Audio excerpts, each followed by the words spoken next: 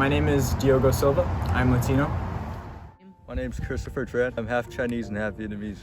What's your name? Ray Sabunga. I'm Filipino. My name? Full-on Augustin.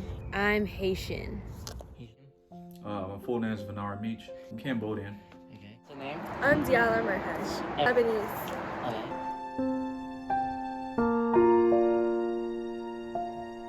I feel like in general, a lot of minorities feel like they have to prove themselves in society because other people often bring them down, even if it's conscious or subconscious.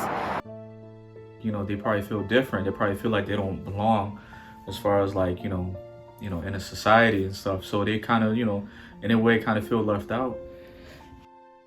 I believe that there is a huge portion of minorities that suffer from depression, anxiety, and loneliness, thinking that they're not worth other people's time because of things that other people have told them about themselves that aren't exactly true. They're just the stereotypes that have been put onto them.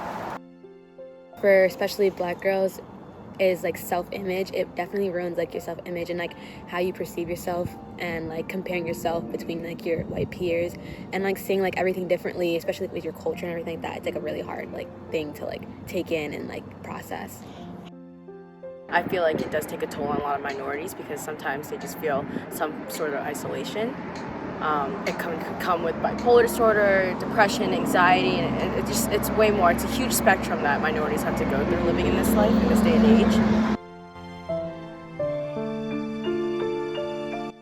I mean, I've been called a chink. I've been stereotyped. People assume I'm good at math and all that just because I'm Asian.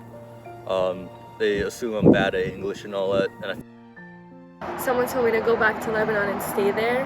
So I just felt like I have to like show that like I can participate in like a conversation too. Like I am like smart enough to do so too. I don't know like what that had to do with anything. Like why would they tell me that? It was just weird looks or comments when I brought like ethnic food to school. And a lot of it has to do with my name. I used to be so insecure when I was little about my name. And I used to want to change it because they would all like say it wrong or like laugh when the teacher said it wrong. And it just like bothered me a lot.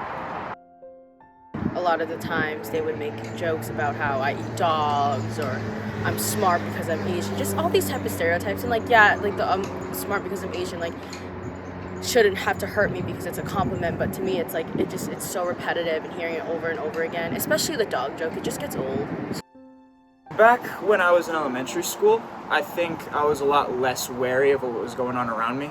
And I was also a lot less wary of like the racism that other kids brought to me on a daily basis.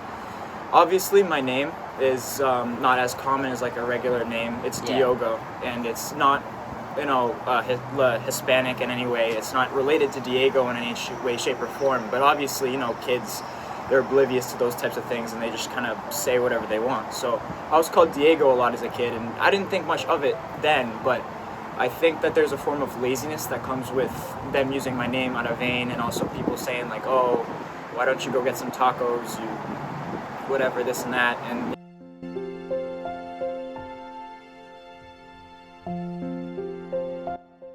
I usually just laughed it off because I wanted to be like belong. So like, I just didn't like really like try to like stand up for myself and like say that was wrong. I just like kind of laughed it off because I wanted to be friends with like other people. Like I didn't want to like feel different. So I mean, it did put me into a state of depression, but it definitely did hurt a lot. Like, I think about it to this day, being a minority and, like, seeing all these other people get hurt because of racially motivated acts. It just reminds me that I've been through that, too.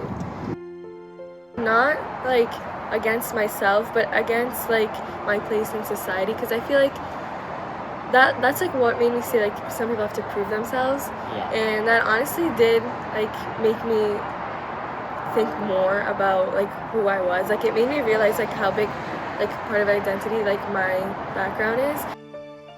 I felt terrible and I was like sad because it was over something I couldn't control. I didn't have like really a negative effect. It was just kind of like, wow, like, I felt, first time I kind of felt alone because I didn't see anyone there that I could like, relate to or connect with, but.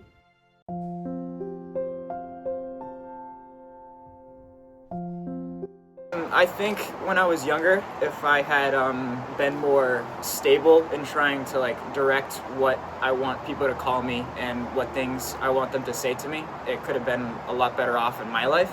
because I know I've had a lot of very fleeting moments. And at one point in time in my life, I wanted to change my name because everybody was just calling me something different, and I didn't feel complete as a person because of it.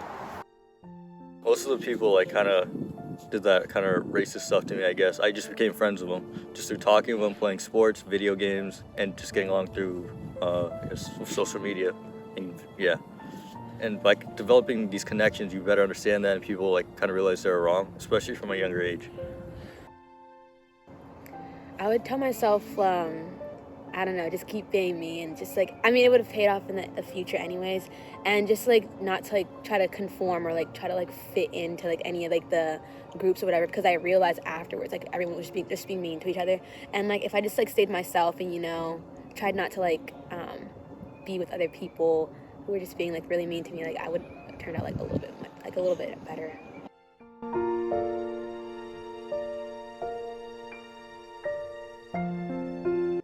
So I feel like that makes them stick with minorities more, which I think is a good thing sometimes, because you can find people that relate to you, and if you don't have the voice to speak up yet, someone else will definitely do it for you. I've had a lot of people like text me like, this happened to me, blah blah blah, and I've like helped them through it or like confronted someone about it for them.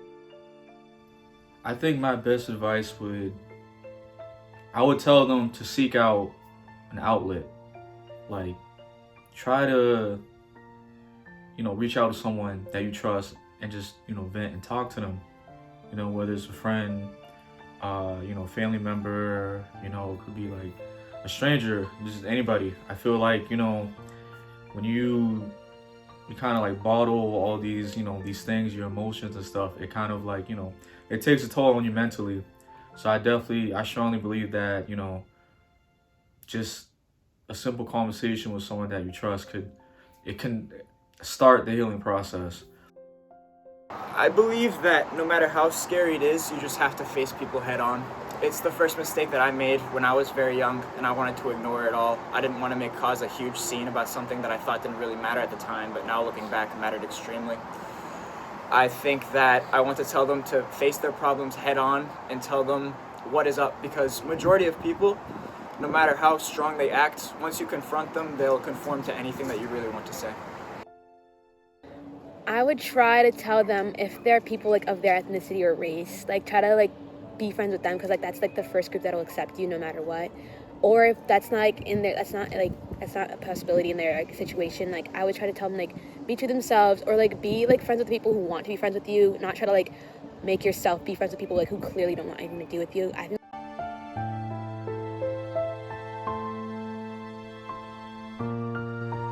I think that we should be able to validate those who are going through the whole stigma of mental health, because I feel like it's not really talked about, especially in this day and age, in this generation. And I feel like recognizing that people are going through serious stuff over situations and feeling like they're not good enough for anyone else is definitely something that we should take account into, and definitely something that we should talk about, just for them to feel comfortable.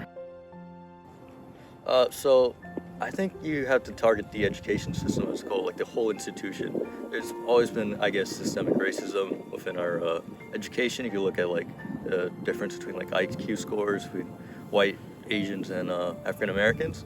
So if you could add some type of like maybe class or like something within the education system to mostly not only diversify, include people, and kind of like bring out the best out of them. You know what I mean? I think we need to be more comfortable about talking about race, because it's like something that's so taboo, especially like in public schools. Like it's just like weird, but like racism is so prevalent in public schools. So I think we need to like introduce like more topics about race and be more comfortable talking about race, but like obviously like in like an educational way. And I think we need to like allow for like diversity, and that the only way to attack that sort of thing is to try and attack the racist incentives that exist in American society. And I believe those have been set in stone since the beginning of when America was created during the Constitution. But I could not tell you exactly how to attack those things, but I believe being kinder people and trying to understand others more and their situation and who they are as people rather than where they come from is an extremely important step to try and make everybody more equal.